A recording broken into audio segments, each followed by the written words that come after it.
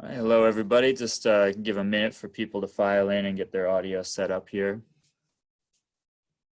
And then I'm just going to cover a quick technical instruction on how to interact with the panelists before I hand it off to the moderator.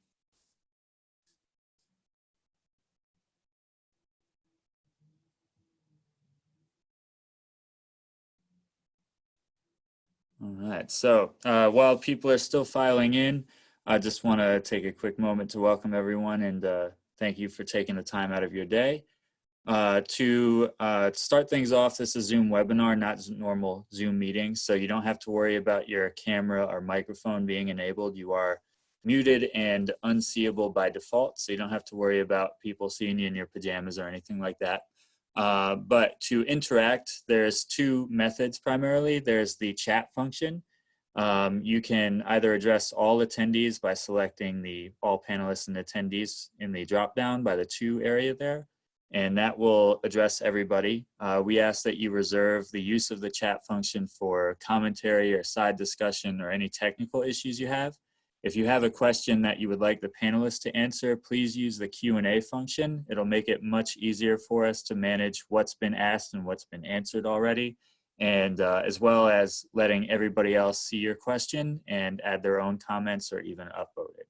So without further ado, I want to hand it off to Melanie Gottlieb. Thank you, Michael.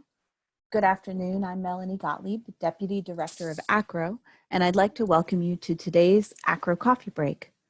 It's a pleasure to be on the line with all of you today as we navigate the challenges presented by COVID-19 and the crisis together. I want to especially thank today's panel for giving time to AACRAO during this time of crisis. With me today, I have Kimberly Buster Williams, Vice President for Enrollment Management at the University of Mary Washington, Virginia. Jody Gordon, former Vice President, Students and Enrollment Management in British Columbia. Stanley Henderson, Vice Chancellor for Student Life and Enrollment Management, retired from the University of Michigan Dearborn and former President of AACRAO, as well as our own Tom Green, Associate Executive Director for Consulting in SEM. As always, we're hopeful that our technology will not fail us. This is a large Zoom call with a number of panelists, all working at the mercies of our home Wi-Fis. With so many of you on the call, we know that we may not be able to answer all of your questions during the Q&A at the end, but rest assured they will be collected and added to the ever-growing list of policy questions that our guidance team is working through every day. And it may resurface as an article in our Connect newsletter, a specific guidance document, or another coffee break. Next slide, Michael. As you navigate the challenges in this crisis, your association is here to connect you with network colleagues to work through together in this time of unprecedented disruption in our profession. We've opened up our content vaults to the higher education community through our free 3-month membership option.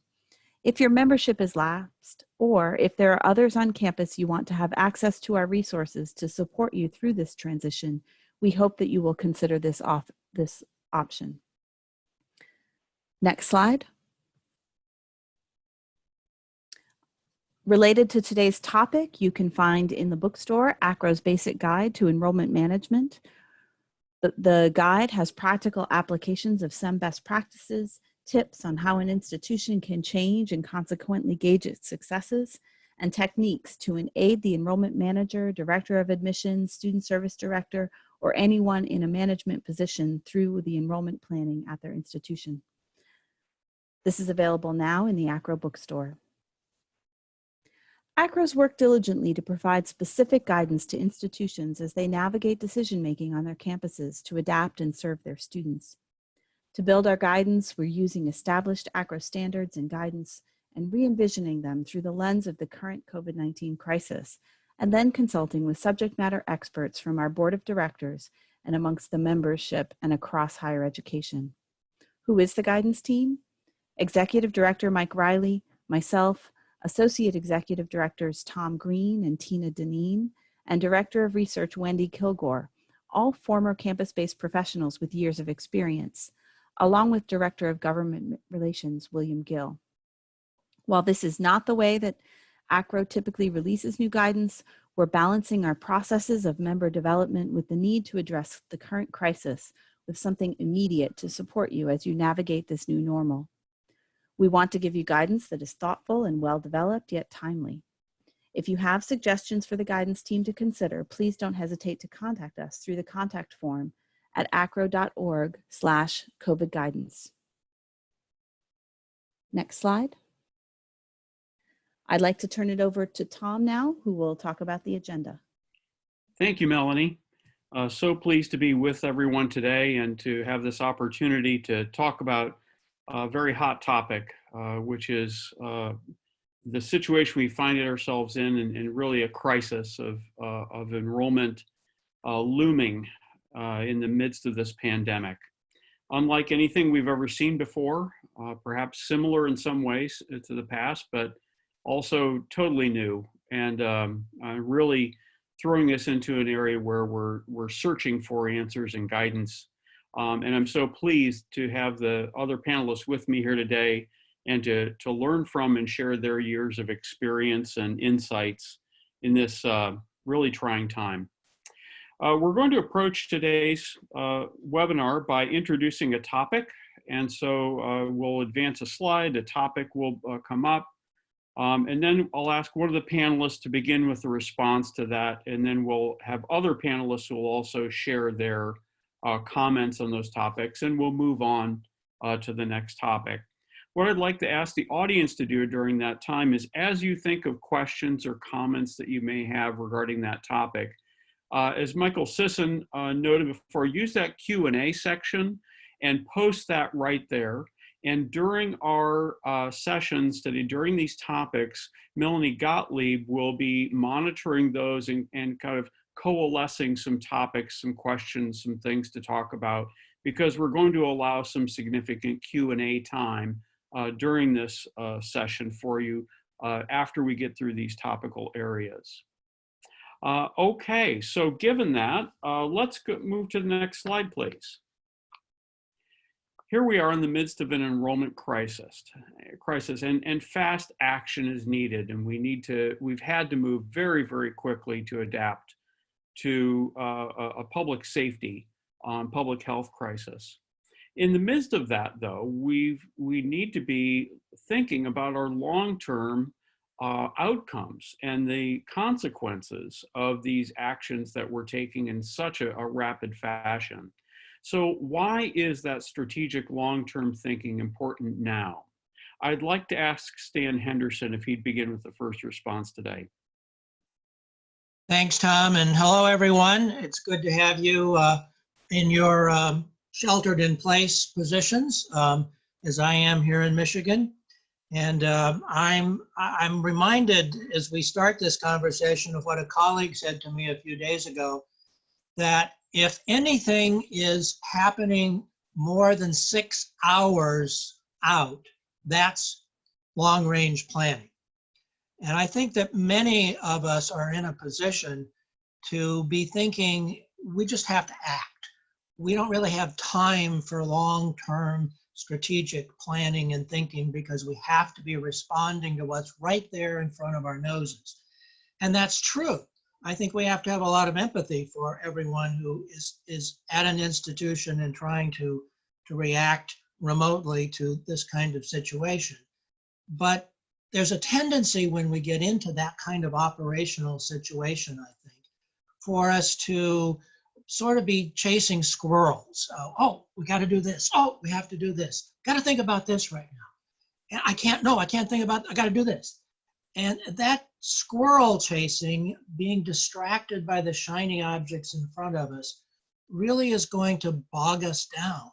So we have to come back and really think as a framework about enterprise thinking. Enterprise thinking is really big picture, the big tent.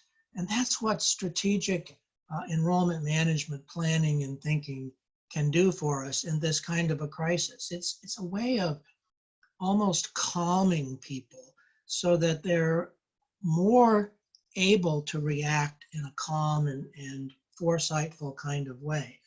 You have to be purposeful. You have to really be institutionally focused, data-driven, collaborative, and in this situation, above all, adaptive. I've decided my new first principle is one adapts. And that really is strategic planning.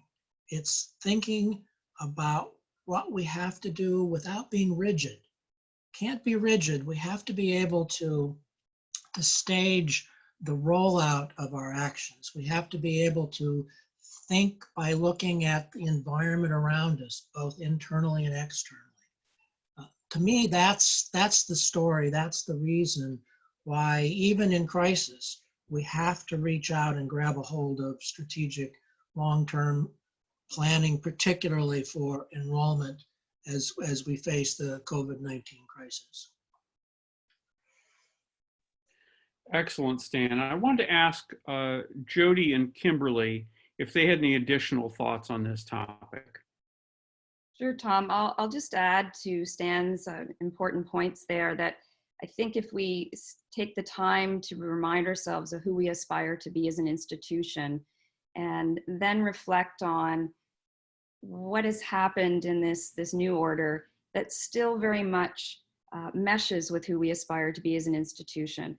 And when we are able to then connect those two, I think we have the opportunity to think long-term, make the necessary adjustments that we want to make, but yet still grounded in who we are. Our values, our mission, our vision as an institution is still core to that strategic conversation.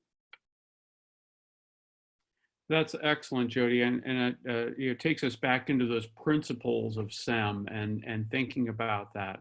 Kimberly, your thoughts? Yeah, no, I completely agree. I mean, I think certainly there is a sense of urgency, but I think that at the same time, I think as institutions, we really need to live our brands and to stay focused and to not become so distracted that we really lose sight of some of the longer term plans and the focus we really have to have, again, on looking more long term. Thank you. I was thinking of the specific example around perhaps the desire at this point to look at financial incentives, additional forms of aid for students as they are thinking about attending our institutions this fall. And we're worried, right, that we might not have enough students to be viable or to be healthy in this fall. And so certainly financial aid, institutional aid incentives have been one way that people have influenced enrollment behavior, tried to encourage enrollment behaviors from students. And as we do those, really important to think strategically, because if we're successful at that and students do attend, then of course we're going to be living with that decision for many years to come afterwards. And we need to be, of course, doing everything we think we reasonably can at this point, but we need to make sure we're still paying attention to some of those long-term issues like discount rates. How are our relationships with our secondary schools?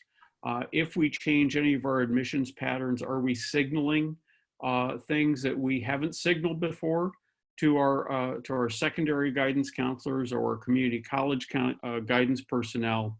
So those are things to really make sure that we're keeping in the front of our mind as we're trying to make these rapid decisions and take actions that will help us get to where we need to be, wherever that may be this fall, get to where we need to be this fall. Okay, very good. Excellent. So I want to turn to the next topic here. And you know, what have we learned in the last 4 to 6 weeks? It seems almost unbelievable that this has only been this amount of time. It seems like forever in some ways. And then how is that similar or different perhaps than what we may have seen in the past? And I'd like to ask Kimberly to please take the first response on this topic. Yeah, absolutely. I agree. I mean, we certainly have learned a lot over the last few weeks. And I think the thing that stands out to me is just the need for flexibility. And then I think also for teams to be really as innovative and creative as possible. At the University of Mary Washington, as an example, since the crisis, we've hosted 54 webinars via Slate, which is our CRM. And in the beginning of the cycle, I really anticipated that we would host 10 to 15. And so, certainly there was an early recognition that we were going to have to pivot and really do a little bit more with this particular strategy than we even imagined. And so those webinars have been recorded. We've invited faculty and folks from across campus. And so we really recognized early on that we were going to have to make some drastic changes in terms of some of our yield strategies. And that's just one example.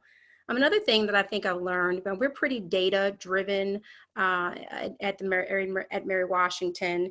And so I think I also realized that our predictive models were certainly not going to be as helpful as they've been in the past. And so, that was just a reality. And once I realized that, certainly that was another opportunity and a place where really we needed to pivot, to not have so much discussion that pertained to those predictive models, because for this cycle, they're not going to be quite as helpful as they've been in the past.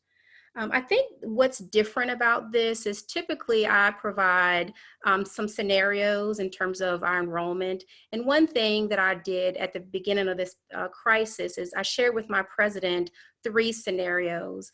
And one scenario was really a worst case scenario, but I was very honest with him in terms of the fact that that scenario was very possible. And so I love the saying, gritty faith, but also gritty facts. And so really being honest and really taking a look at some of those scenarios for planning purposes, I felt was really, really critical. So those are some of the things that I've learned. And I think this is very different. And I think it's May 1 and the summer is going to change a lot for universities over the summer. There's still quite a bit of work that remains.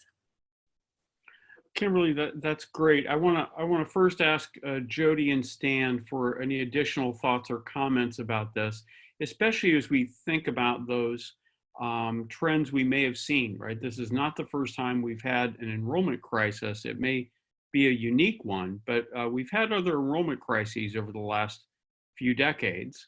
How is this similar or different from those? Well, Tom, I would say from the perspective, and I guess I'll take the age advantage here. From the perspective of 50 years in higher education that I have had, there's been nothing like this. The only thing that even approaches it is the Kent State shootings almost 50 years ago to the day in 1970 during the Vietnam War. And universities, many universities shut down at that point, just simply sent students home. The grades that they had were the grades that they got. There was no way to go online because there was no online. So this is something that is so incredibly different, which just gives me such admiration for all of the participants that are sitting out there on the coffee break today, having to deal with something that we simply have not dealt with before. But I do think that one of the lessons from that is that in adjusting and adapting, I know that you have found things that you're not doing that you were doing before. And the Carillon Tower Foundation is not cracked as a result of your not doing those things. And it gives you the opportunity to ask the question, do we need to do that when we get back to normal or near normal? It's a way of thinking about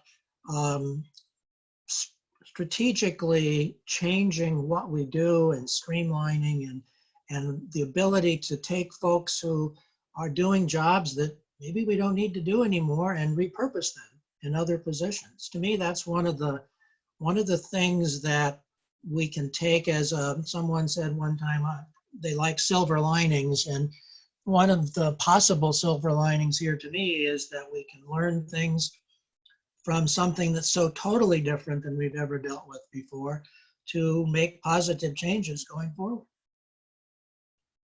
Excellent. Jody. Not a whole lot to add to, I think, what has been a very good summary of we've learned over the last few weeks, and an accelerated pace for sure. The one thing I'll add maybe perhaps is a positive note that I think is similar to other crises. And I think what we've noted is that our assets are still of great value. The knowledge, skills, and abilities of our staff, our faculty, our students are needed in our communities and have been certainly drawn upon. Even just seeing folks doing the amount of research that they've pivoted and switched to in order to support what's happening in the world, and the medical equipment that's been donated to support. The generosity and the outreach from our campuses has been just tremendous, and even using our residents as warming stations for those in need. And so I think that's the one similarity I see in a crisis, is that we as a community of post-secondary are very important in supporting our surrounding communities. And I applaud all of you for the efforts that you've put towards that. It's great, Jody, and it leads me to something I'd written down here as a note, and I saw that Clayton Smith, who's one of he's our SEM conference director and faculty member at the University of Windsor, also up in Canada, sent me an article this week, and I really enjoyed it. It was about what happened during the plague and during smallpox, because remember, universities were around at that time in Europe. And so it reminded us that this is not the first time we may have seen a pandemic. Certainly, I mean, in the modern era, it's unprecedented. But one of the things that came from that was this appreciation of science. And so really, I think that the value of the nerd has gone way up over the last few weeks. And we're really looking to universities to be able to help us, and researchers be able to help us. And we're seeing the amazing things, the vaccine that's being developed at Oxford, the rapid response of Johns Hopkins, the University of Washington doing trials. We're really seeing colleges and universities stepping to the forefront here in the ability to do great science and help us in this. One of the things that I've seen, I think that's been very striking to me over the last few weeks, has been the concept of what is now risky. And I think about that from the standpoint of risky jobs. What kind of job did you have that was very risky all of a sudden? Being a server in a restaurant, driving a taxi, working in public transit. These became risky jobs. We still have risky jobs in meat processing plants today. And so those became very risky jobs, and all of a sudden an incredibly deep appreciation for what I would consider as a safe job that I have. Somebody is paying me a paycheck to be working from home right now. And I think there's an immense feeling of gratitude and safety of having a job that, that allows you to do that. And I see one of these things that will come out of this will be an interest in having a sense of safety about work and safety of the job. And I think that's something to look for as we come out of this, in thinking about what will this drive? What will be the things that will be driven toward education and through education as we move forward? Michael, would you please, let's move to the next one, because this is a really interesting one, in that why we see such a crisis for higher education is that social distancing is really threatening the very fabric of how we've considered at least in-person education to operate. And that is, we highly value student engagement, that personal connection we want people to feel between other students, between faculty, with the traditions and the community of the institution. This is really saying, well, you can't be together, right? You can't do those things in the same way you did before. So what then is the value proposition of community in a time of pandemic? How do we talk about the value of community in higher education during this crisis? I want to ask Jody to start with the first answer on this one. Thanks, Tom. And I think to start with, we would turn to what's happened around the world. We can think of really wonderful examples of creating a sense of community, with those in Italy standing on their balconies singing collectively, and many of us every night at 7 p.m. standing at our windows or on our balconies cheering out to those who are working so hard to keep the rest of us safe. That's a sense of community that never existed before. So we can do this. We can create opportunity where it didn't exist. But I think it begins with thinking about that sense of community for your faculty and for your staff first. If they feel disconnected, isolated and alone, then obviously their ability to create a sense of community for your students will be much more difficult.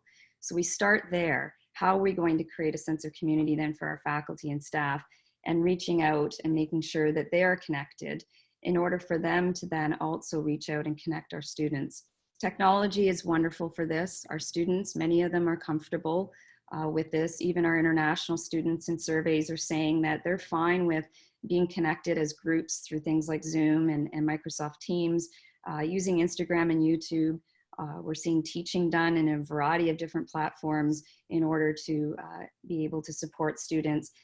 The other key, though, is the peer-to-peer. We must create opportunities for our students to be able to connect with each other.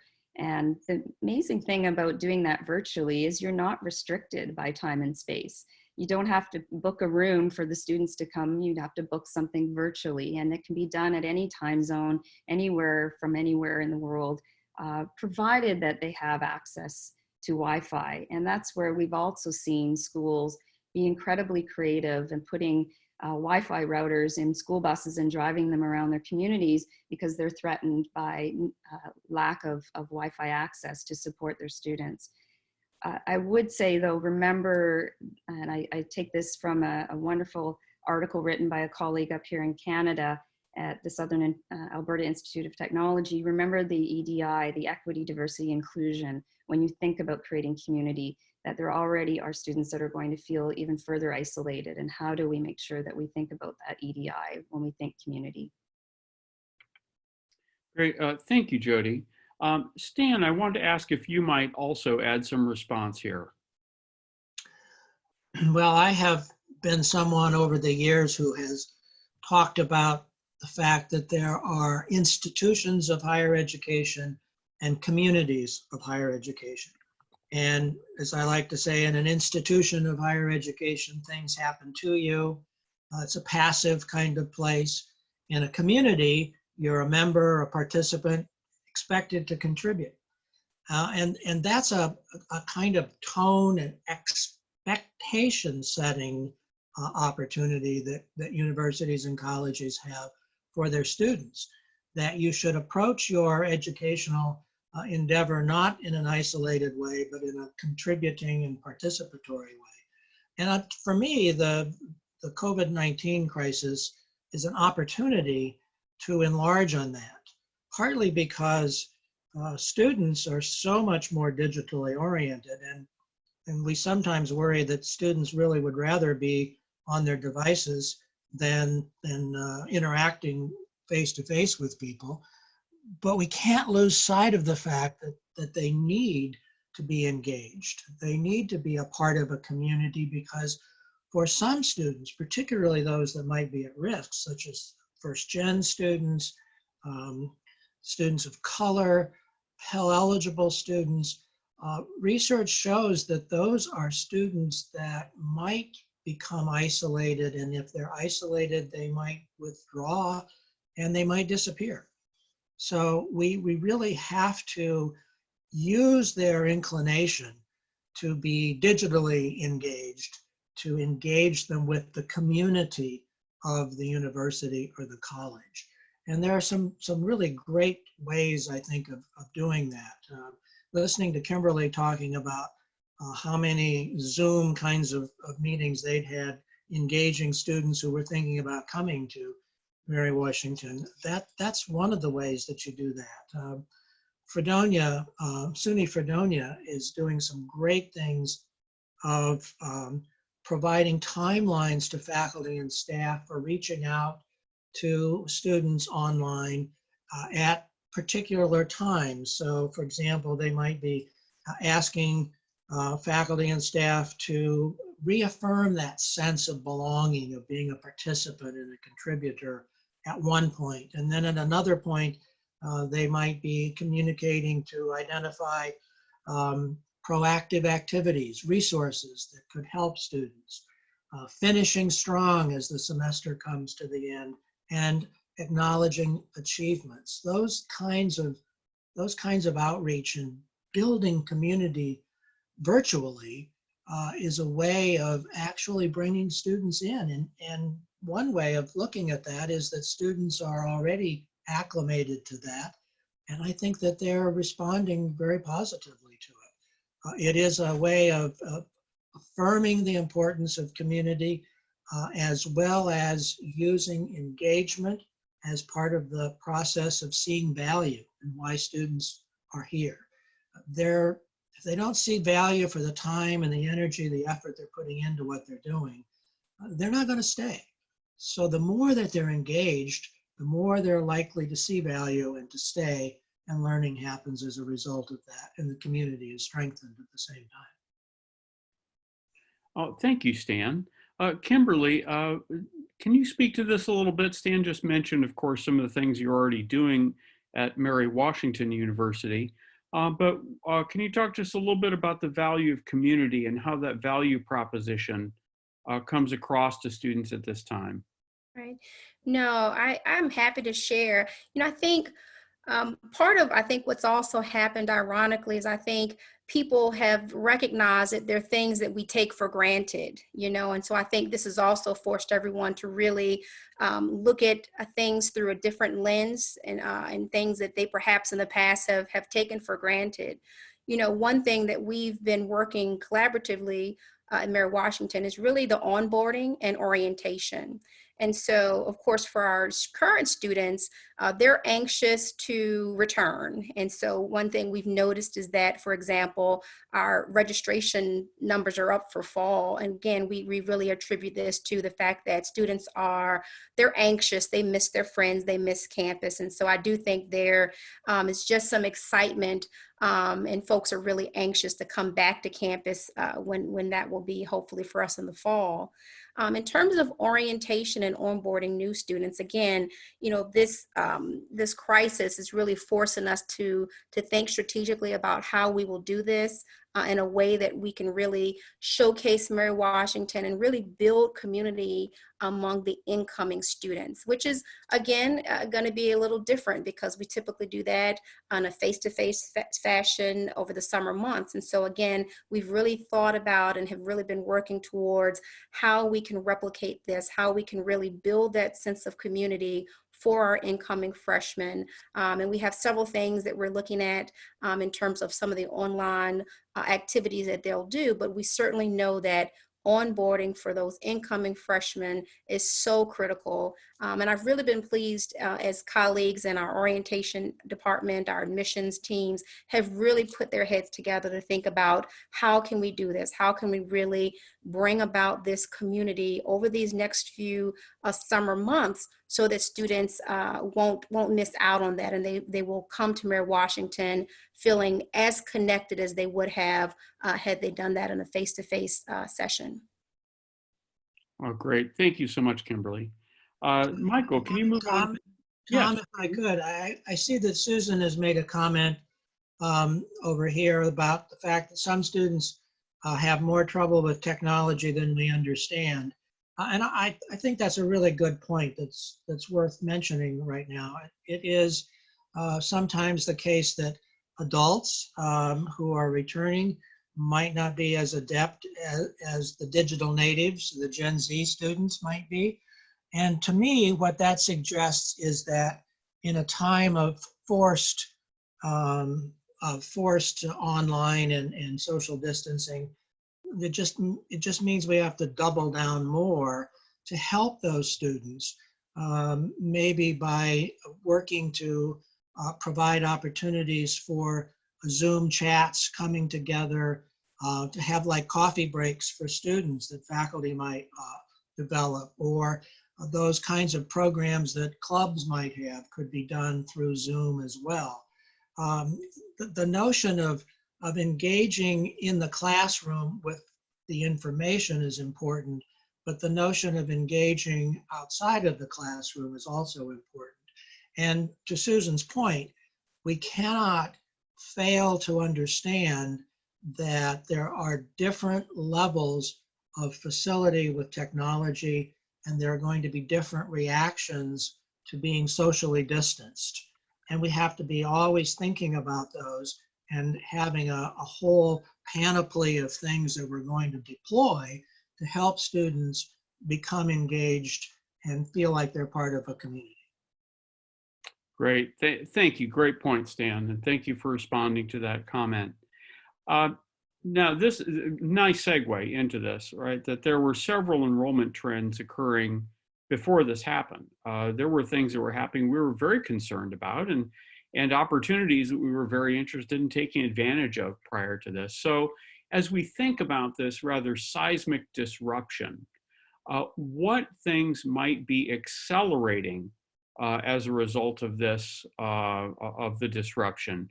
So Stan, I'm going to ask you to take that one first, and talk just a little bit about some of the things that you've seen.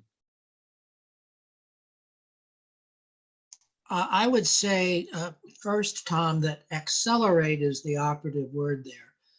I was talking to a colleague a couple of weeks ago and putting COVID-19 in terms of being the great disruptor of what it was going to do to higher education. And his comment, very perceptive, was, I'm not sure that COVID-19 isn't doing more to accelerate things that were already happening than what it is to disrupt as a complete break kind of thing.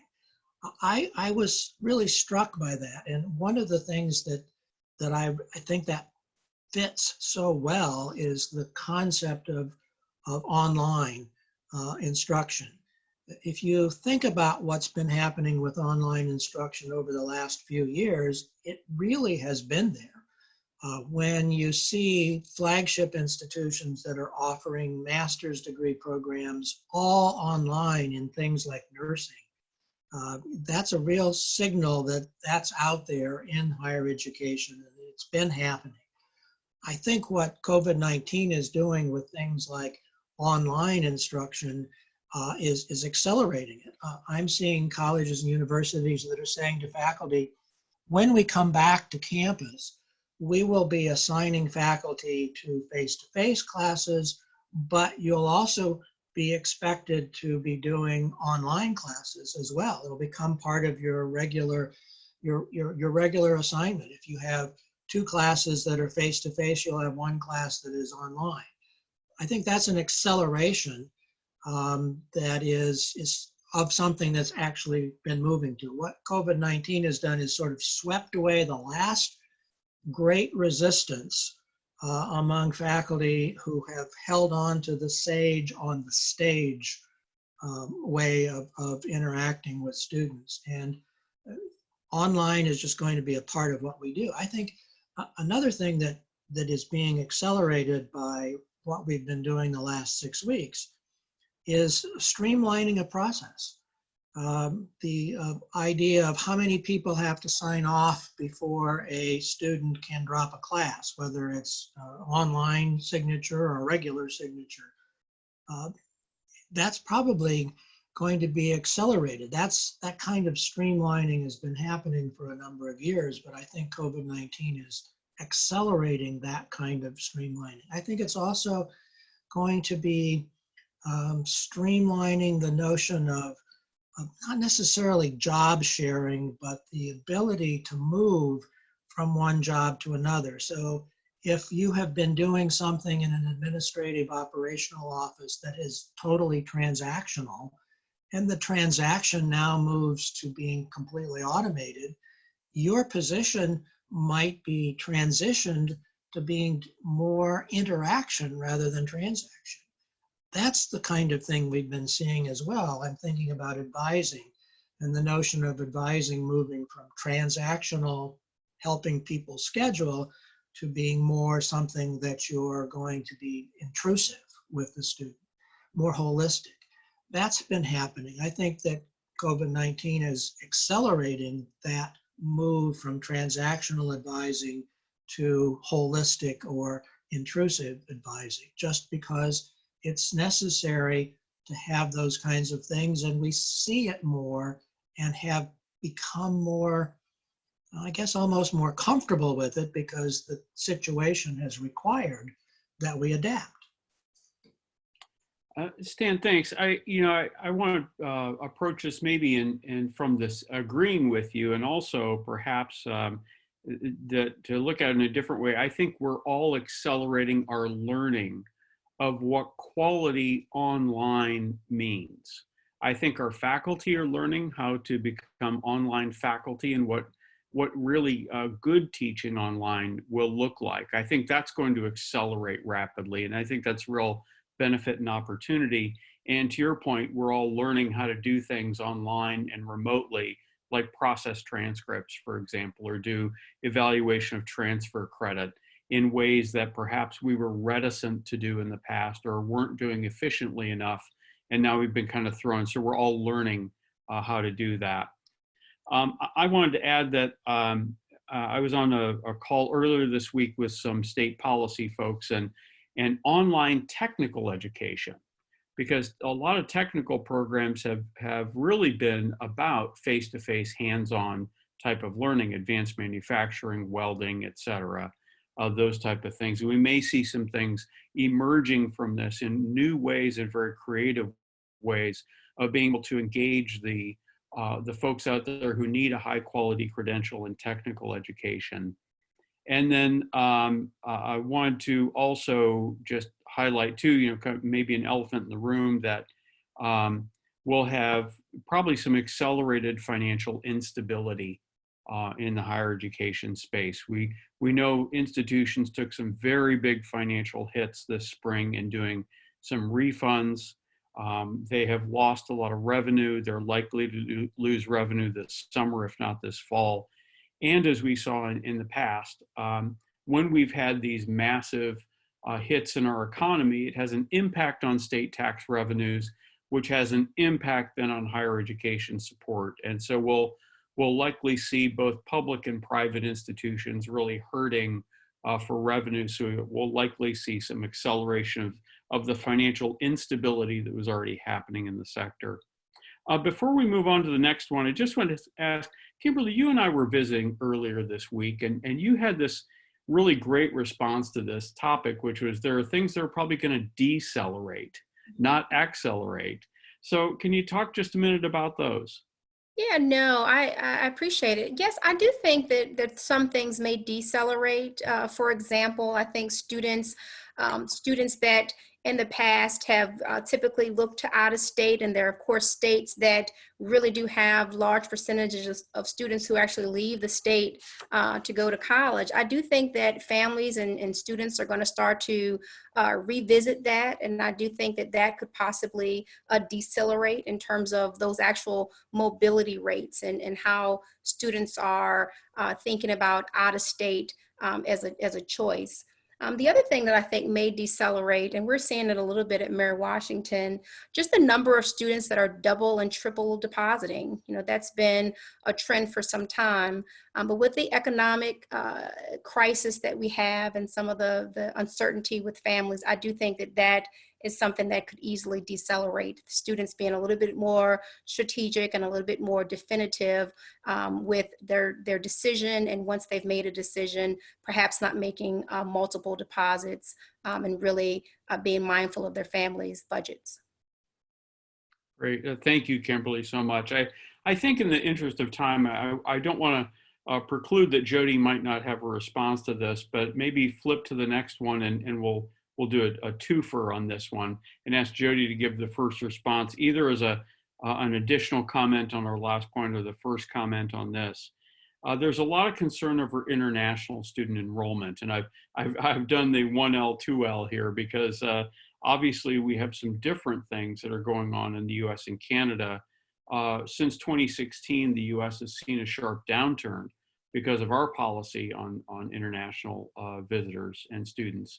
But Canada's seen a big upswing, and a lot of the enrollment growth in Canada has come from international students in the last few years. So let's talk first about the prospects for that in Canada, and then maybe talk a little bit about it in the United States. Jody, please. Thank you, Tom. And yes, accelerate and decelerate is perfect here. So good segue from the previous question. And just of note, we have seen increases here in Canada of international students over the last decade. Some of our schools see only about 4 to 6% international, but we have some colleges and universities that are as high as 40 to 50%. And so the big question right now is, will we see government legislation in Canada that will allow distributed learning, online learning as permissible under study abroad rules. And part of that is because a lot of schools in Canada are saying that fully in-person may not occur until January of next year. So that question is certainly of a big concern. What we're hearing from prospects, there was a survey released this week of Canadian prospective students applying to Canadian colleges and universities, international students. About 13,000 of them responded to the survey. And what we're hearing is about 30% already are living in Canada.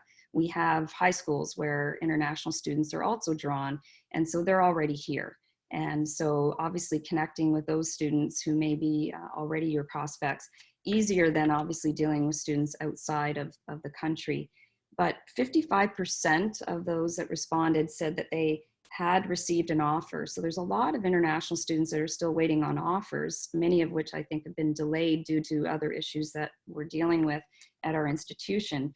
But those students are also indicating that they would prefer to come to Canada, but want to make sure that it's going to be for in-person instruction. And so if that's not till January, how are we going to fill the gap then in the fall term? And so some schools are looking at, well, it may be theory online for part and then in person for the other if we can be up and running sooner than January. So we're seeing a lot of discussion around communicating with those individuals. Agents are used quite a lot in Canada by schools. The agents are reporting on that survey as well that they're pleased with the level of communication, but the international students are reporting that they feel that they need more information. And so one of the cautionary notes is that if you are communicating with your agents, while we're doing well in Canada in that connection, the information needs to flow through, I think, better towards the prospective students that are looking to also come to Canada to study. I'll pause there to give my colleagues a chance, obviously, to talk a little bit about the situation in the US. You know, Jody, that was such a great point about students wanting to come and do it if it's going to be face-to-face. Because I think that seems so universal with all of our students that they really value this face-to-face instruction, and the online instruction, at least to this point that they've received, has not thrilled them about the prospect of coming back in the fall for more of that. I think in the US, I'll just comment briefly because I know we have some really good questions sitting out there we want to get to. That probably the biggest bottleneck we're seeing is that the consular offices across the world are not open for visa appointments. And so even if a student is admitted already for the fall, the opportunity to get an appointment for that visa interview to get the F1 or the J1 is going to be very difficult and very late. And so there's a big backlog, and that'll have to be worked through. So, my counsel to people is if they're not already here, you're probably not going to see them coming across the border from anywhere to be able to come here this fall. It is, though, as you said, there are a lot of students already within the borders. Either they're transfer students, there are so many at community colleges these days, or there are many, growing trend has been students from other countries coming to high school here. And so there are international students that are here, but they're not, as we think of them, really coming from those large countries directly and enrolling here in the United States. Great. We could go on for so much longer, but I really want to make sure we have a chance to get to our questions. And Melanie, I know you've been collecting those and looking through those. And so maybe if you could let us know what our first question would be. Absolutely. Thanks, Tom. This is a great discussion from all of our panelists. There's one follow-up question actually for Kimberly. When you pivoted away from your predictive models, what did you do instead to guide discussions and decisions and actions at your institution? And so maybe start with Kimberly, but if someone else has another question, another answer, feel free. That's a great question. I think, one of the things we still have our predictive models, but really we're just trying to, and at this point we're trying to just kind of weigh the predictive model with some of the information we have from the counselors and the recruiters on boots on the street. And so really just trying to kind of not just rely on that quantitative data that model typically presents, but really folding in some of the qualitative, really hearing from our recruiters, hearing from some of our deans and chairs as they're making phone calls and outreach to students. And so really kind of balancing both of those things. And so kind of enhancing the model to include a little bit more of actually what we're seeing and hearing in real time. Oh, that's a great response, Kimberly. And I will add to that just a little bit of thinking of going back to kind of our standard or seasoned ways of looking at this, is that we're always looking for tangible signs that students are really coming. What actions have they taken in order to do this? And there are yet actions to be taken between now and fall that will help us track the kind of the firmness, if you will, of these numbers, such as signing up for orientation. If there are yet housing deposits to be paid, are they paying those housing deposits? Have they filed that FAFSA? Have they taken some of those steps as we get in the summertime? Have they done their master promissory notes for loans? Those will all be indications that of where we're headed for this fall, or to help firm up those numbers. Any of our other panelists want to respond to the one on predictive models, or shall we move on to the next one? Okay, Melanie, what's our next question? Question from Tammy Agard. How do we communicate the appropriate level of concern to our students without operating from a position of fear and thus increasing anxiety about students returning? Wow. Well, first of all, shout out to Tammy. So good to see you on the webinar today. Thanks for being here from Florida. So I'll give a very brief introduction to this, and I'd really like our panelists to respond to that one. That is something that messaging has been so challenging in this. And I think part of it is because people's just anxiety is so much heightened during this period. And we want to, of course, start off with being sensitive. I will tell you, I've seen a couple of things that have come out on the positive and negative. I've seen a couple of colleges and universities in their responses to what are you doing this fall, lead with saying, our concern is for the safety of everyone in doing this in a safe way. And I think that is a really reassuring way that you're acknowledging that is the first thing you're concerned about. And I will call out, this morning on ABC, there was an interview with a college president, a university president, who didn't lead with that. And it really came off as being as if he hadn't thought about the safety of students. And the reporter kept going after it because of that. So I think, in my mind, I think if we're not leading with acknowledgement that safety and health is our primary concern, I think we're missing the message. I think we can't inadvertently appear to be tone deaf. What are other panelists think of that? Well, I would say, Tom, that I absolutely agree with that. Putting students first is a very positive way of expressing community. I think I would follow up by talking about full transparency. Some of the things that I've seen from presidents and from others speaks to the notion of being pretty open about we're in new territory and we're not exactly sure what's coming. We're going to keep you informed, and when we know, you'll know. That kind of approach, I think, is good.